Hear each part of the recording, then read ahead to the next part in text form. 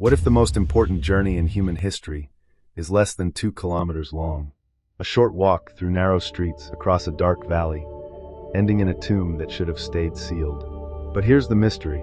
Almost everything you think you know about this path is debated.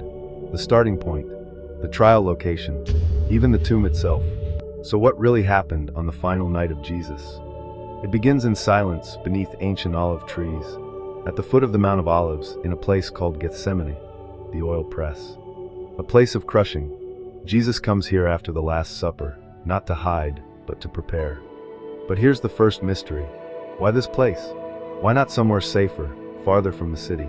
Gethsemane sits directly across from the Temple Mount. It's visible, exposed, not hidden. He didn't choose escape. He chose visibility. Then suddenly, torches appear in the dark. Soldiers, temple guards, weapons. The Gospel of John describes a cohort, potentially hundreds of Roman troops.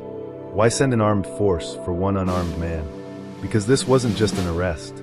It was containment. They lead him west, across the Kidron Valley, a deep ravine filled with tombs. But this valley holds a secret. It was associated with judgment and kings fleeing betrayal. King David crossed this same valley when betrayed by his own son, Absalom. Now, centuries later, another king walks the same path. Jesus is taken to the house of the high priest, likely near what is now Church of St. Peter in Gallicantu. But the real mystery begins at dawn. Where was the Roman trial?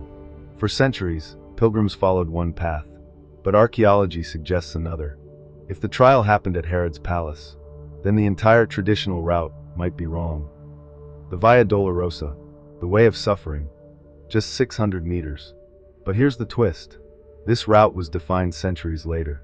The exact path Jesus walked may not match the one millions walk today. And yet, the suffering is not in the stones. It's in what happened along the way. They arrive at Golgotha, the place of the skull, a site of execution, outside the city walls. But today, it's inside one of the most sacred buildings on earth, the Church of the Holy Sepulchre. How did an execution site outside the city end up inside it? Nearby, a new tomb, owned by a man named Joseph of Arimathea. But here's where the story fractures. 2 locations, 2 traditions. One question, which one is real? Archaeology points strongly to the Church of the Holy Sepulchre, a 1st century tomb matching the Gospel description. But here's the twist. The power of the story was never in proving the exact stone. Because 3 days later, the tomb, wherever it stood, was empty. A short journey, less than 2 kilometers, changed the course of history.